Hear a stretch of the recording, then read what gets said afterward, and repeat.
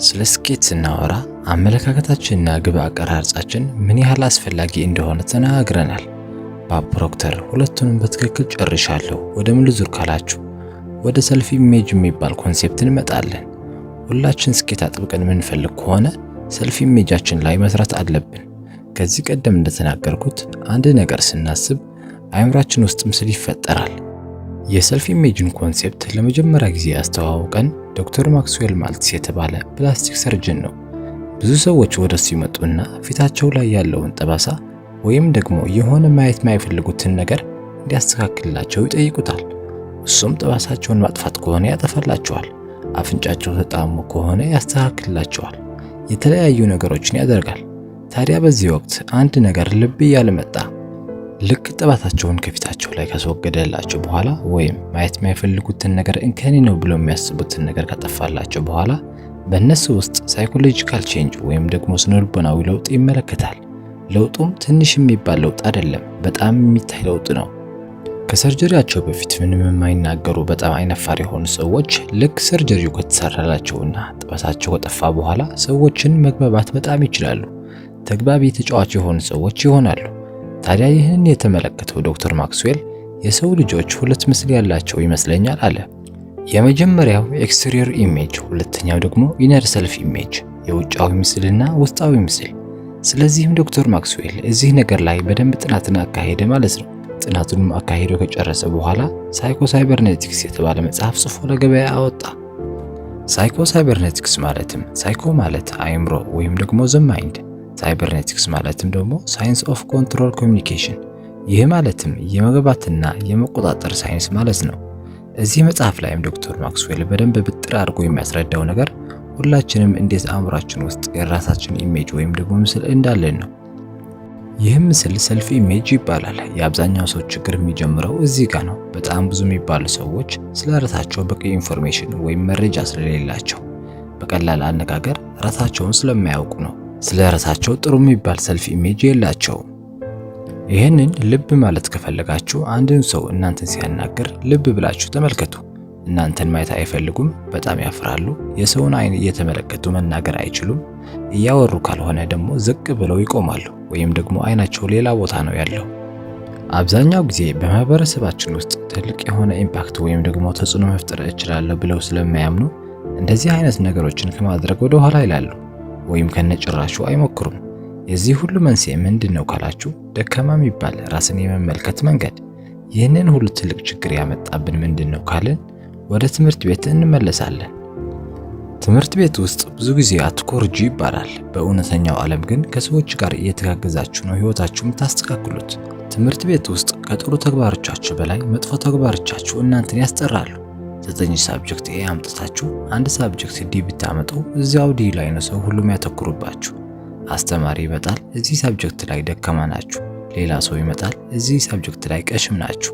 እንደዚህ እያሉ እናንተን የሌላችሁን ነገር ወይም ደግሞ እናንተ ማየት የማትፈልጉትን ጎን በደንብ እንድትመለከቱ ያደርጋችኋል። ውጤቶቻችሁ እጃችሁ ላይ ሲገቡ ምንድነው መጀመሪያ የምትባሉት ነገር? ማሻሻል ያለባችሁን ውጤቶች አሻሽሉ። ከኤፍ ከዲ እና ከሲ ወደ ቢ እና ወደ ኤ ኑ ትባላላችሁ።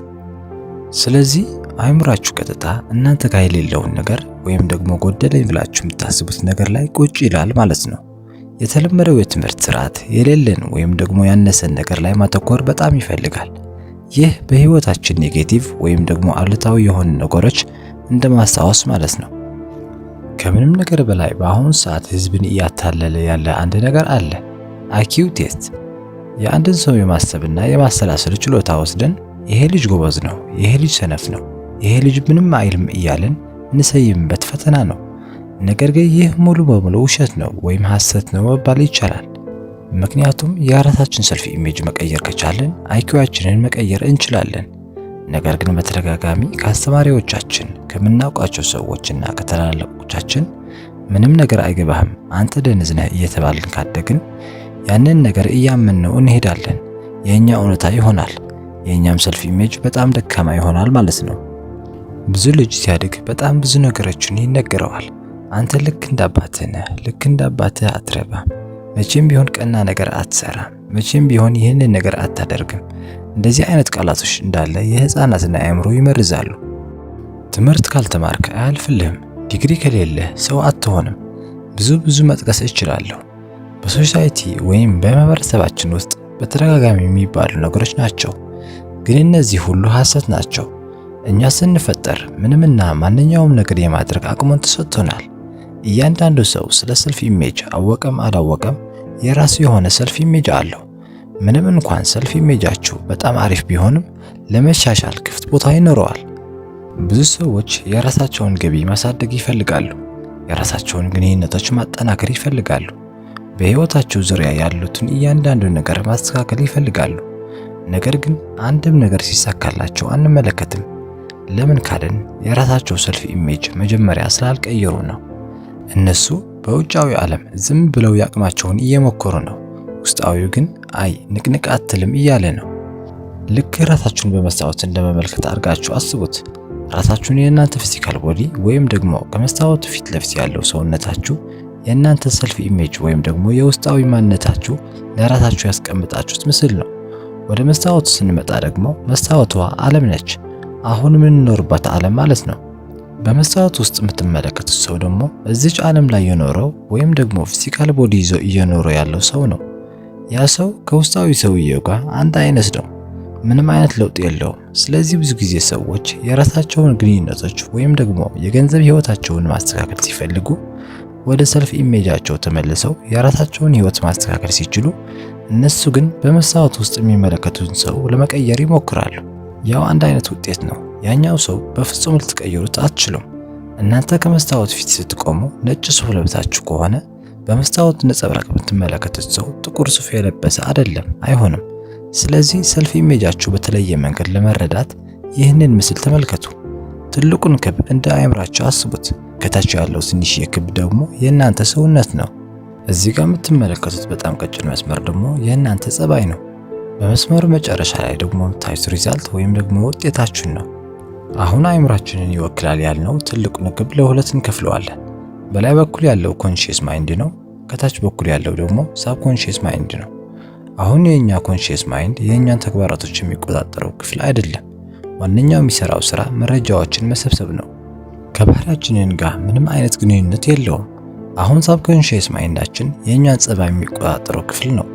ቅድም ሰልፍ ኢሜጅ ያልነው ነገር እዚህ ሳብኮንሺየስ ማይንድ ውስጥ ይገኛል። የእናንተን እያንዳንዱ ተግባር እየተቆጣጠረ ያለው ከመጀመሪያው ጀምሮ የነበረ ሰልፍ ኢሜጃችሁ ነው። የቀድሞ ሰልፍ ኢሜጅ ማለት ነው። አሁን ታዲያ ሰልፍ ኢሜጅ እንዴት ነው የሚሰራው የሚለው ነገር ደግሞ እንመልከት። ልክ እንደ አውሮፕላን አድርጋችሁ አስቡት። ነገር ግን አውሮፕላኑ አውቶፓይለት ላይ ነው። ማለትም አንዴ ባስቀመጣችሁት መዳረሻ ላይ እንደሚደርስ እርግጠኛ ናችሁ ማለት ነው። ስለዚህ አሁን አንድ አየር ላይ ያለ አውሮፕላን አውቶፓይለት ላይ ቢደረግና ከተነሳበት ከኒውዮርክ ወደ መዳረሻው ወደ ሃዋይ አውቶፓይለት ላይ ሴት ቢደረግ ወይም ደግሞ ቢስተካከል አውሮፕላኑ በየት በኩል መሄድ እንዳለበት እዛ አፑ ላይ ተቀምጦለታል ማለት ነው። ፓይለቱ አንድ ጊዜ አስተካክሎታል። ታዲያ ይህ አውሮፕላን ወደ ሃዋይ በሚያድረው ጉዞ ላይ የሚያስተካክለው የሆነ ነገር ቢያጋጥመው፣ ለምሳሌ ተርቢላንስን ብንወስድ መሆን ከነበረበት መስመር ላይ ያወጣዋል ማለት ነው። አውሮፕላኑ ያንን ተርቢላንስን አቮይድ ለማድረግ ወይም ለማስወገድ ብሎ ከፍታውን ወደ ላይ ይጨምራል። ከነበረበት መስመር ወጥቶ እየተጓዘ ነው ማለት ነው። ነገር ግን ጥቂት እንደተጓዘ ብዙም ሳይቆይ ወደ ታች መመለሱ አይቀርም፣ ወይም ደግሞ መጀመሪያ ወደ ተቀመጠበት መስመር ላይ ይገባል ማለት ነው። ለምን ብለን ካሰብን ፓይለቱ በዚህ መስመር ብቻ ነው ሂድ ብሎ የነገረው። ስለዚህ በዛ መስመር ላይ ይቀጥላል። መዳረሻው ሃዋይ ላይ ይደርሳል ማለት ነው።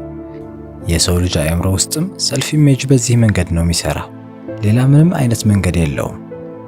ለምሳሌ አንድ ነጋዴ በአመቱ መጨረሻ ላይ 1 ሚሊዮን ብር መስራት እፈልጋለሁ ብሎ ያቀደው ከሆነ ወይም ደግሞ የራሱን ሰልፍ ኢሜጅ እሱን ብቻ የሚያውቀው ከሆነ ነጋዴው ንግዱን እያከናወነ መቀጠል ይችላል።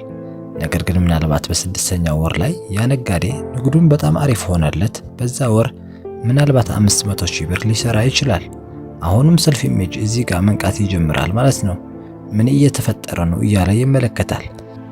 ምክንያቱም በአመት የተቀመጠው 1 ሚሊዮን ነው። ነገር ግን ነጋዴው በአንድ ወር ብቻ 500,000 ሲሰራ ይሄ ነገር ከቀጠለ ጥሩ አይሆንም ብሎ ወደ መስመሩ ያመጣዋል።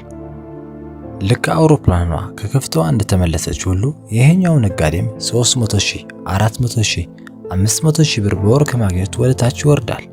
ምክንያቱም የራሱ ሰልፍ ኢሜጅ የሚያውቀው በአመት 1 ሚሊዮን መስራት እንደሚፈልግ ብቻ ነው። ስለዚህ ይህ ማለትም በአንድ ወር ውስጥ 83,000 ብር ብቻ ነው የሚፈልገው ማለት ነው። ያንን ነው የሚረዳው። ኬኔዲያን ሌክቸረር ባብ ፕሮክተር። እስከ መጨረሻው ድረስ ስለተከታተላችሁን አመሰግናለሁ። ቻው